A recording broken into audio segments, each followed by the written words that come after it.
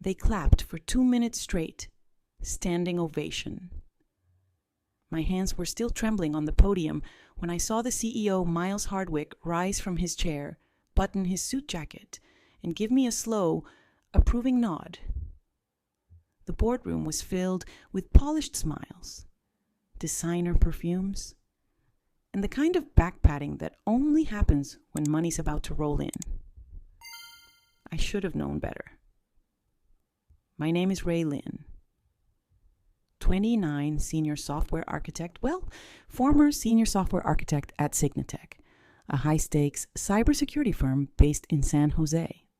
I wasn't a prodigy. I didn't go to Stanford or grow up with a trust fund. I fought for everything coding in motel rooms during college, doing freelance work for crypto wallets while holding down night shifts at Denny's. When I finally got the job at Signatech 3 years ago, I swore I'd climb not by networking, not by ass-kissing, but by building. And I built something brilliant. The ArcLight system was my baby, a real-time, self-learning firewall with behavioral prediction. It could neutralize zero-day threats before they were even coded. After 2 years of prototypes, failures, migraines, and pushing through weekends, I'd finally launched a working demo. That morning, it had stunned the board. Clients called it a leap beyond predictive AI. I should have been drinking champagne. Instead, I was being escorted out of the building by security. It happened right after the boardroom doors closed. Miles gave me a firm handshake, leaned in, and whispered, "Ray, take the day off. Hell, take the week. You've earned it." But as I walked down the hall, my ID badge beeped red at the elevator panel. 2 men in black polos appeared behind me. "Miss Lynn, we need your badge, your laptop, and your phone. Effective immediately. You are no longer employed at Signatech." I blinked. Thought it was a joke. "Excuse me? Please don't make this harder." I handed over everything in stunned silence. No explanation, no HR rep, no written notice. Just a box, a hand on my elbow, and a quiet shove into the parking lot behind the building I helped put on the map. 2 hours later, I saw the press release. New breakthrough from Signatech, led by lead engineer Shane Hardwick. Shane, the CEO's nephew, fresh out of Berkeley, zero product experience. Once called JSON a Java spreadsheet. I remembered the way he ogled me during meetings, the way he took credit for my slide decks, the way he once leaned over and whispered, "I bet your coat's as tight as those jeans." Now he was the face of my invention.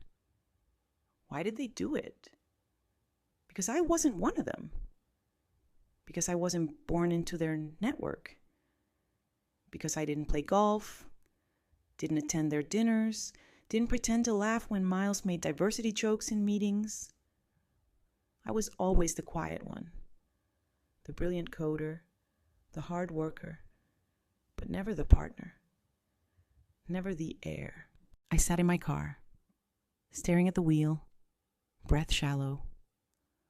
What would you do if someone stole everything from you?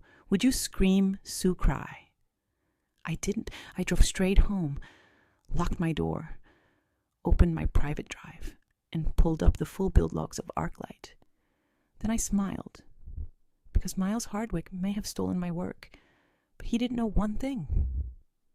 The system he just pushed live to investors had a flaw, and only I knew where it was. But I wouldn't rush. No. I'd wait. Because revenge isn't sweet when it's fast. It's delicious when it's earned. The next morning, I woke up to 3 things: a pounding headache, 37 unread messages from coworkers who had no idea, and a Twitter thread naming Shane Hardwick the next Elon Musk of cybersecurity. And just like that, I became a ghost. They wiped my name from the documentation. Every Git commit I made under my work email had been reattributed to Shane. On LinkedIn, Signatech quietly updated the ArcLight product page with Shane as chief product lead. My inbox was shut down. My Slack history deleted. They were fast, precise, ruthless, almost admirable, but not perfect. Because while they swept the code base clean, they missed one thing. The final build wasn't the real one. I'd kept the last line out. A simple call function hidden behind a dummy class. To any QA tester, it looked like a deprecated utility file. To the untrained eye, it was junk code. But to ArcLight, it was everything. The failsafe, the spine. Without it, the system would work. For a while, then it would fold in on itself. Think of it like a bridge built without internal reinforcement. It'll hold cars until it doesn't. And then I saw Shane on CNBC, wearing a tailored navy suit. The interviewer leaned in and asked him, "Where do you see ArcLight going in the next 5 years?" He grinned. My grin: autonomous threat detection, infrastructure defense, government contracts. We're already speaking with DHS. I bit down on my bottom lip hard enough to taste blood. He doesn't even know what the code does, but someone else might. Someone smart enough to smell a missing piece. If they brought in outside consultants, if they sniffed through the build logs, hell, if they just ran a regression test at scale, they'd know. I needed to move fast. I opened my local copy. Double-checked the signature hash, still mine, still untouched. The temptation was immediate trigger, the vulnerability, force the system into recursive fail mode, servers would hang, datasets would corrupt, clients would lose trust. But something stopped me. A new commit just went live 3 hours ago. I dug into it. What the hell? The failsafe stub was gone. Not just commented out, deleted, erased from the entire build tree. Someone found it. No, not someone. Shane couldn't have spotted that alone. He didn't even know what a mutex lock was 2 months ago. Someone else was watching. Someone good. That's when I saw the name B. Devlin. I knew that name. Blair Devlin. Former Google, ex-Echelon Systems, cyberforensics legend. She once reverse engineered a Chinese state virus in 72 hours. If they hired her, it meant Signatech was preparing for war. They suspected something, and now they were hunting for the source. For me, I shut my laptop. Think. Ray, think. They were coming. The smart move was to disappear. Change my name. Move east. Maybe start over. But I couldn't. I won't. Because now I knew something even more important. I wasn't the only predator in the jungle. Blair was a queen. But I'd been living in the shadows for years, studying people like her. I didn't have her resume, but I had her patterns, her preferences, her weaknesses. And I knew one thing: she didn't work for fools, which meant she'd smell the rot soon enough. Maybe, just maybe, I could turn her. But first, I needed bait. That night, I crafted a fake recruiter profile, built it with CARE logo, credentials, fake corporate site, a job listing targeting Blair's last interests, behavioral security models, using adversarial reinforcement learning. By midnight, the bait was live. And all I had to do was wait. Unless. Would Blair take it? Would she even open the message? And if she did, would she see the code embedded in the attachment, a fragment of ArcLight? Incomplete, tempting, and just wrong enough to raise one critical question. Who really wrote this? She opened it. Blair Devlin opened the file, I knew because 37 minutes after the message was sent, my honeypot server, hidden behind layers of anonymized proxies and fake domains, received a ping from an IP registered in Mountain View. A single, encrypted packet request. She didn't respond to the job offer, didn't ask questions, didn't play polite. She went straight to the code. Classic Blair.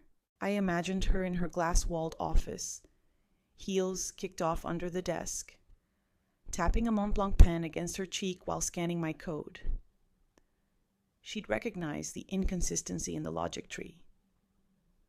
The fragment wasn't malicious, but it was too elegant, too purposeful to be a rookie's mistake. It was bait, and she bit.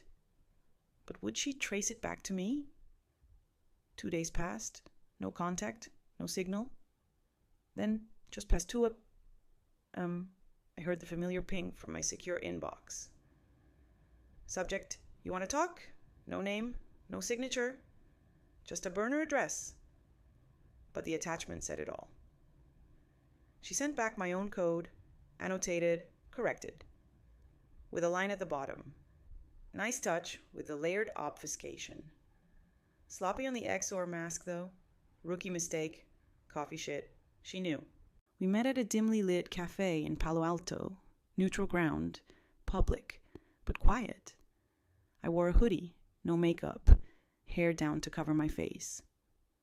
She looked exactly like the rumors tailored, sleek, eyes like scalpels. She sat without greeting, stirred her espresso. Then you wrote, Arclight. I nodded. She smirked. You know, they think you're a threat actor from Eastern Europe. I raised an eyebrow. They brought me in to clean your mess. But now? She slid a USB stick across the table. Now I'm not sure I want to. I didn't touch it. What do you want? She asked, leaning in, her voice low. I stared at her. I want them to pay. She exhaled, lips curling just slightly, cute. But you're in over your head, maybe.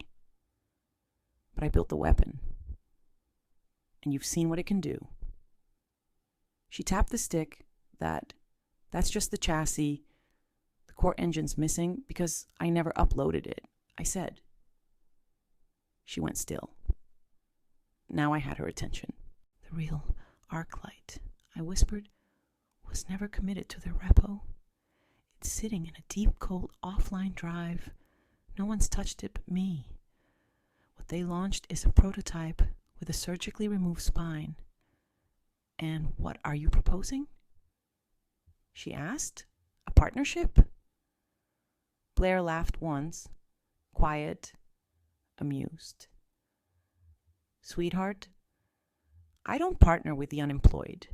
You partner with power, I said. Let's get it back. But of course, nothing goes smoothly. The plan was simple. Blair would stay inside Signatech, feed me internal changes, exploit Shane's incompetence, and leak key dev schedules. I'd use that to bait investors into asking the right questions, trigger a panic from the inside out, and release a proof of origin dossier proving I was the original author. Step by step, it worked, until it didn't. Because 3 weeks later, I opened my burner laptop and saw this investigation opened. Signatech under federal review for code theft. At first, I smiled, until I saw the source of the complaint, filed by Shane Hardwick. He beat us to it. He claimed he had been the victim of internal sabotage, that a disgruntled former employee had planted backdoors in the Arclight system, that Blair Devlin had colluded with foreign agents, that he was the one who found the vulnerability and reported it like a hero. He flipped the narrative. And just like that, I went from whistleblower to wanted. How did he know? Was Blair playing me? Or was there someone else feeding him before I could even process it? My accounts froze. The FBI showed up at my parents' door asking questions. A car followed me for 4 blocks near Mission Street. I was losing control. Blair stopped answering messages. And for the first time, I wondered if I'd been outmatched. But then, I got a message. Not from Blair. From Zoe. Remember her, Shane's assistant? The one he used. The one I almost seduced before she turned the tables. Subject line. You were right about him. She attached a video. It started grainy. Security cam footage. A boardroom. Shane, Miles, and Blair. Shane was screaming. You think I didn't see what you were doing?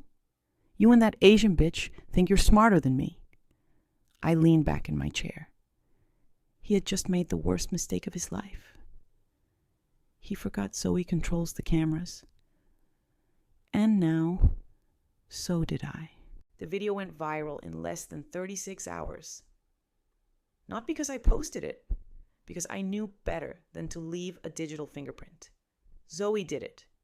She uploaded it anonymously to a burner Reddit account, posted it to Our Tech Justice with a clickbait title leaked Silicon Valley.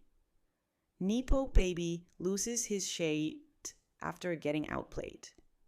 Within minutes, it was reposted on Twitter, Tumblr, even TikTok with commentary memes and a looping audio of Shane yelling, "You and that Asian bitch." It was over for him, or so I thought. I underestimated just how deep Miles Hardwick's claws went. Within the next 24 hours, the video disappeared.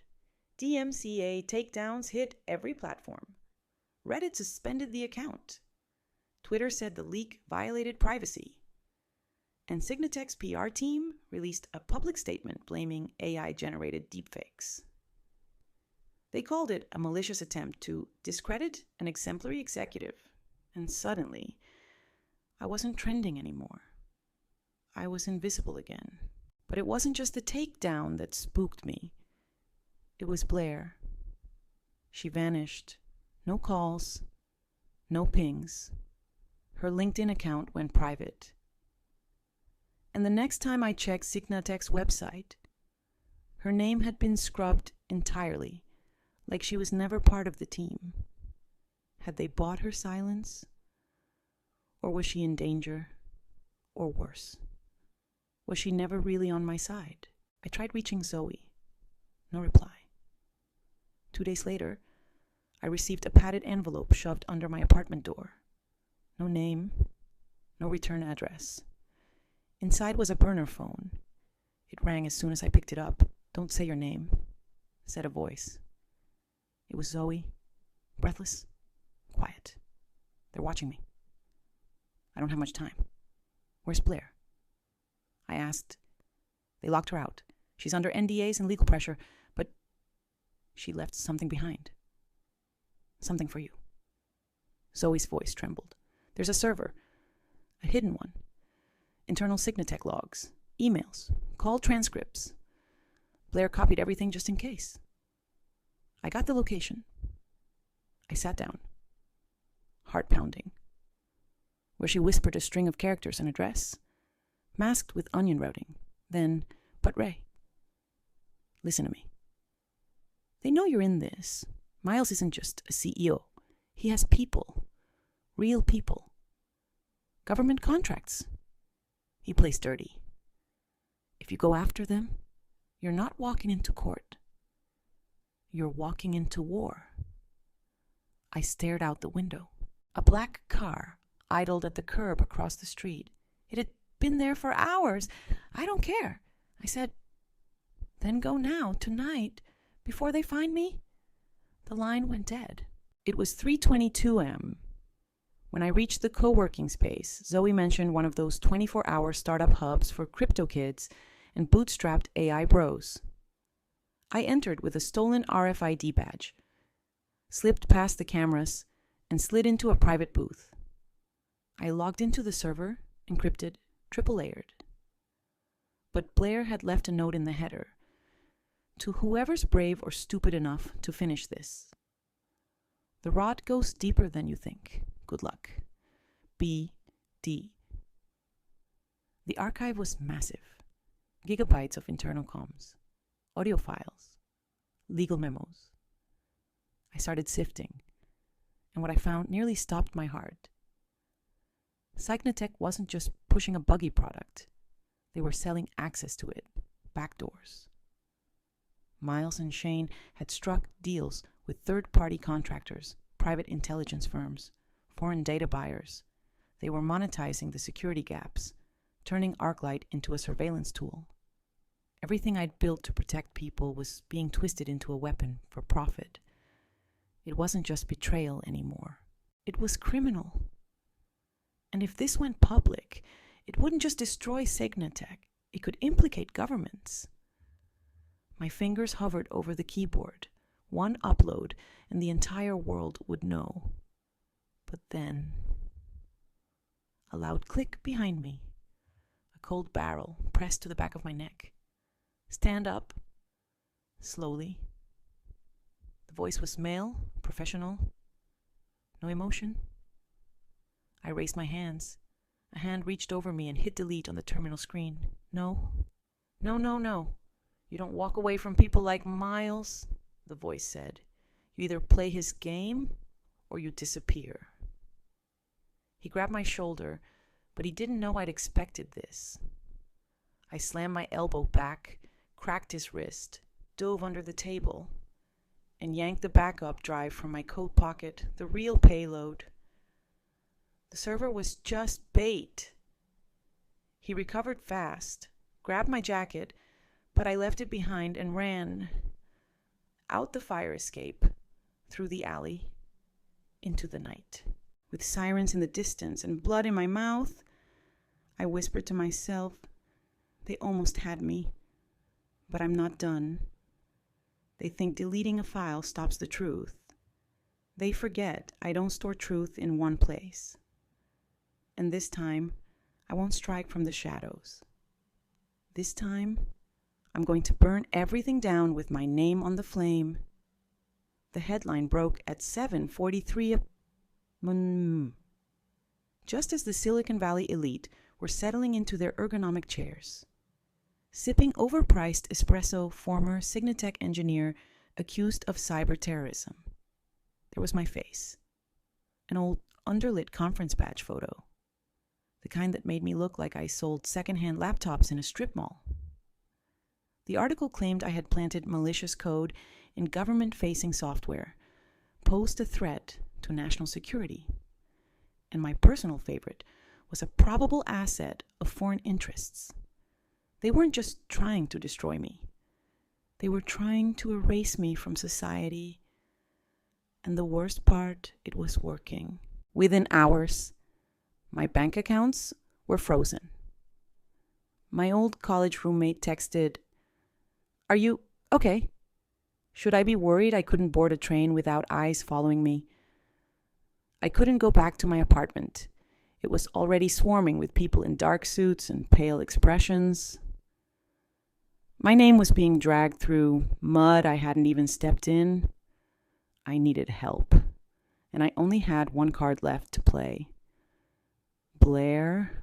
I knew she'd gone underground, but I also knew she was too careful to disappear completely. She'd leave a thread, a back channel. I spent 4 days pinging darknet forums, cross-referencing old IRC posts, chasing IP shadows through abandoned Git repos, and finally, I found it. A new forum user, CZOLD Mirror, asking obscure questions about neural signature hashing. The phrasing was too precise, the sentence rhythm too familiar. It was her. I responded with 3 lines of code, something only we two had seen the first 3 layers of ArcLight's pattern recognition tree. 10 minutes later, I got an email. No name. No hello. Just meet me at the old NOAA radar dome. Midnight. Come alone. The dome was an abandoned weather station off Route 152. Once used to track Pacific storms, now it tracked nothing but wind and ghosts. I stood alone in the dust, breath fogging under a broken moon. Then I heard it, the soft crunch of boots. She stepped from the shadows, hair tied back, dressed in all black, no makeup. She looked tired, but sharp, always sharp. You really stirred the hornet's nest, she said, offering a thermal flask, chamomile. You disappeared. I didn't have a choice, she said. They froze my NDA buyout, threatened my sister, my health insurance, everything. I needed to disappear to keep working. So, you are still in. I never left, she said. But we can't keep trying to outcode them. I nodded. They control the platforms, the narrative, the money. We can't beat that with truth alone. She handed me a thumb drive. What's this? Their real ledger, she said. Miles's offshore accounts, Shane's insider trades, and get this FBI communications. They've been laundering government data access through shell NGOs. My heart pounded. This is enough to bury them. She hesitated. It's not enough to just bury them, she said. We have to flip someone from the inside. Someone with a badge, a camera, a platform. We both thought of the same name. Zoe. She agreed to meet at a storage unit off El Camino Real. When she stepped out of the car, she didn't look like the flirty assistant I once tried to seduce. She looked like a woman with nothing left to lose. She wore all black, no heels, no lip gloss, just steel in her eyes. They think I'm still loyal, she said, that I stayed quiet because I was scared. Weren't you? Blair asked. So he laughed. I still am, but I'm more tired than afraid. We laid out the plan Zoe would plant a device inside the next Signatech board meeting, hidden in her smartwatch. It would live stream the meeting's audio directly to a ghost YouTube channel, scheduled to go live mid-conversation. Meanwhile, I would hack into the investor portal, post the offshore financial records Blair decrypted, and leak the final, untouched version of ArcLight timestamped, signed, and complete with a changelog proving I wrote every last line. It had to be simultaneous. Any delay, and they'd shut it all down. Zoe's voice cracked slightly. What happens if they catch me? You'll be a hero, I said. I'll be unemployed, she replied. Blair grinned. I know people, smart people, the kind who pay better. Will I be safe? Zoe asked. The silence was heavy. I won't let them touch you, I said. But we all knew. There were no promises in war. Only consequences. The night before the drop, I sat alone in a motel room on the outskirts of San Jose. I checked the USB key again, triple encrypted, copied to 5 locations, hidden behind servers in Iceland, Ukraine, and a mislabeled pizza delivery site in Texas. I'd done all I could. But as I stared into the dark, a question kept pressing against the back of my skull. What if I failed? Again. What if they caught Zoe? What if Blair was forced to vanish for real? What if Miles made it through all this untouched, sipping scotch behind bulletproof glass? While I rotted in a holding cell, branded as a traitor, I clenched my fists until the skin on my palms burned. No, they'd taken enough from me. This time, I'd take everything from them. Tomorrow wasn't a hope. It was a reckoning.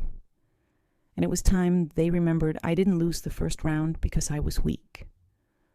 I lost it because I was merciful. That mercy ends now.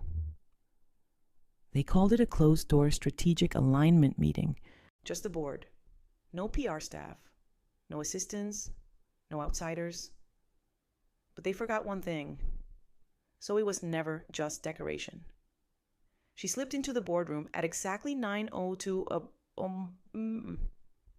30 seconds after Miles had entered and a full minute before Shane strolled in like he owned the air. Her smartwatch, disguised as a limited edition Cartier, had already synced with Blair's private relay server. One tap beneath the table, and everything said inside was broadcast encrypted, duplicated, and auto-uploaded. Meanwhile, I was parked 3 blocks away in a white Dodge Charger with tinted windows and cracked leather seats. Laptop glowing in my lap. Signal bouncing through 3 VPN layers. Time was running tight. At 9:06 a.m., Blair texted one word, live. I clicked the switch. The video feed began streaming on the Ghost YouTube channel, an unlisted link sent to exactly 27 reporters, 9 tech watchdogs, and 3 whistleblower advocacy groups. The audio started mid-conversation. And I don't care what the girl thinks she has, Miles said. If she leaks anything else, we bury her. Find out where she's sleeping and make sure she doesn't wake up public. Shane snorted. I still say we should have sued her for harassment. That would have shut her up. Then came the kicker. Miles leaned in, voice low but clear.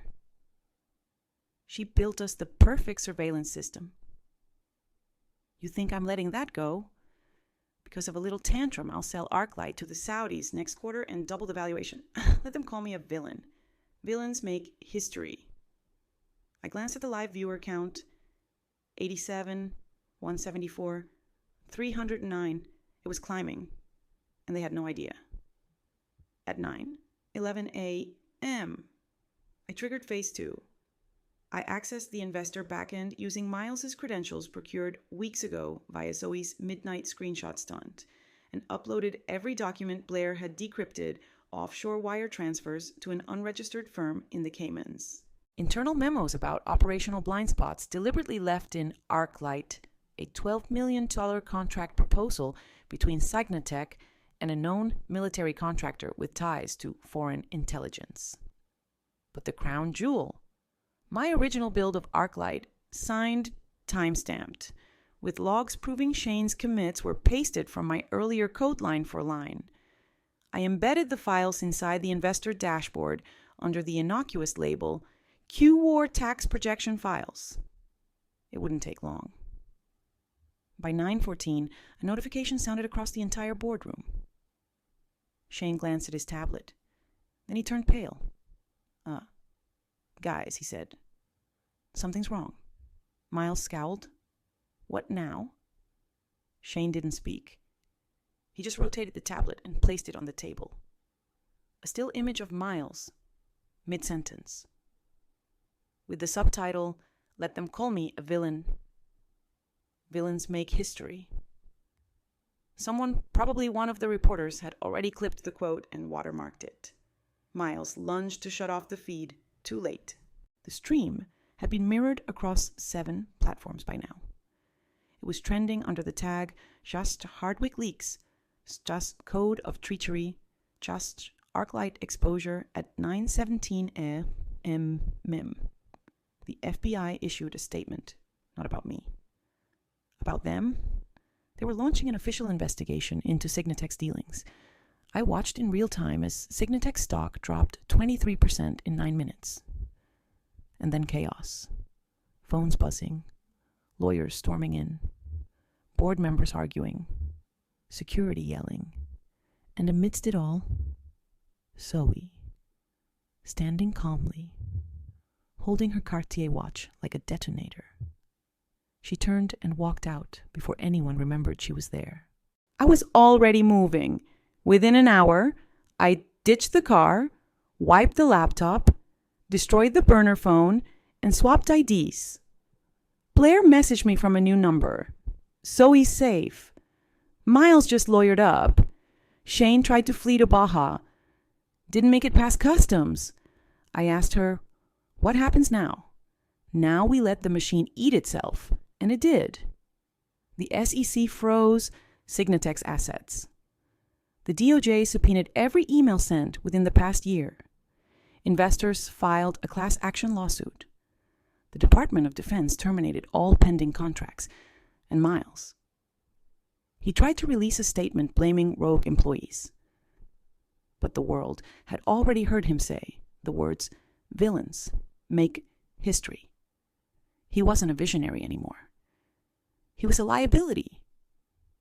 At 3:42 p.m., he was escorted out of Signatech headquarters in handcuffs, not by security, by federal agents.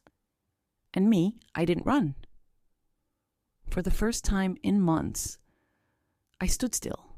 Blair and I met again in an apartment in Oakland, bare walls, mismatched furniture, and a view of the freeway that hummed like a lullaby.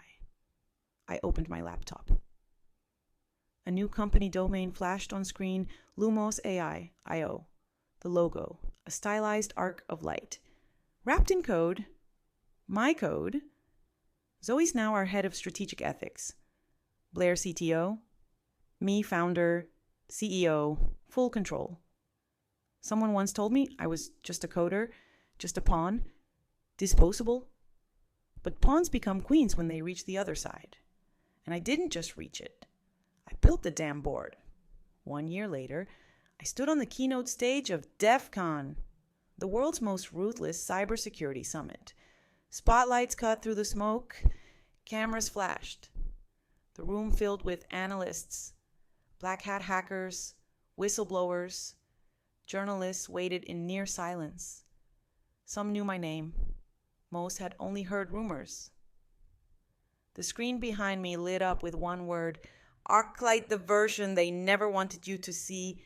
Applause, first hesitant, then thunderous. I raised my hand. The crowd hushed. "This isn't just about code," I said. "This is about ownership, about power, about the people who think they can crush anyone who builds without permission." I paused, let the weight settle, and I'm here to tell you they were wrong. Signatech gone.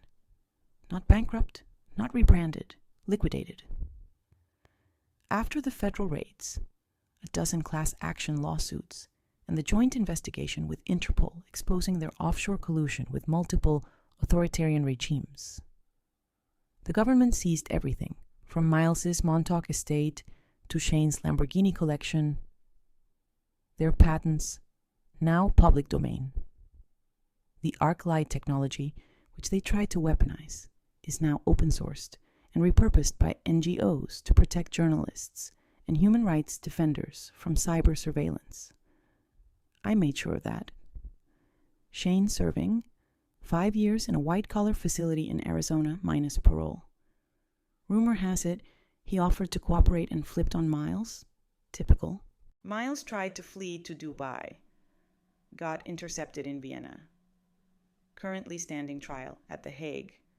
But poetic justice that came later, because a few months ago, Zoe forwarded me a video link.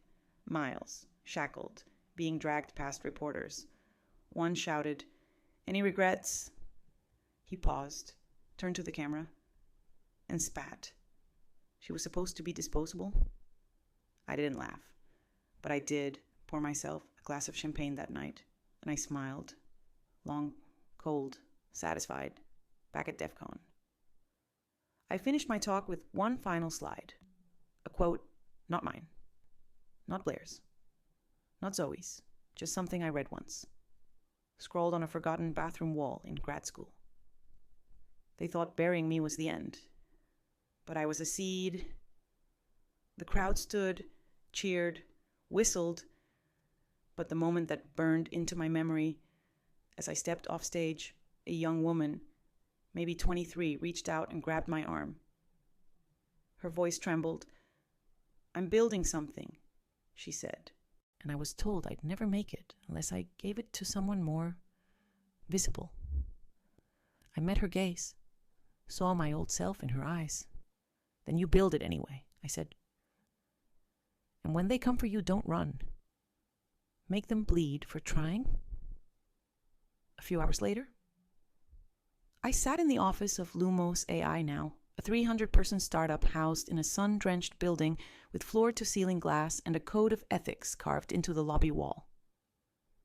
Zoe walked in with iced lattes. Blair followed with a smirk.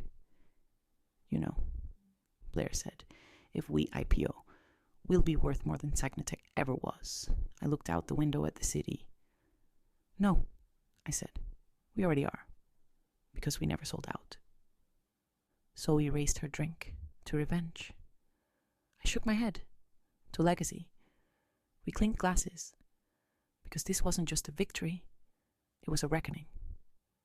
And the lesson: if you ever think brilliance is yours to steal, just remember, every empire built on theft eventually burns.